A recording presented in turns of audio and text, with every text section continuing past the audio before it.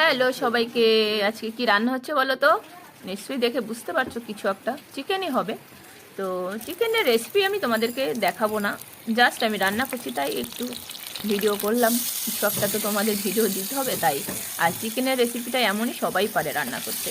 তো এমন কিছু না, তো নুন হলুদ দিয়ে আলুটা ভেজে নিলাম, তেলের ভিতরে গোটা জিরে দিয়ে দিলাম, তেজপাতা, তারপরে গোটা গরম মশলা, তারপরে দিয়ে দেবো পেঁয়াজ কুচি। পেঁয়াজ কুচিটা একটু ভাজা ভাজা হয়ে গেলে একটু দিয়ে দেবো নুন, তারপরে দিয়ে দেবো টমেটো।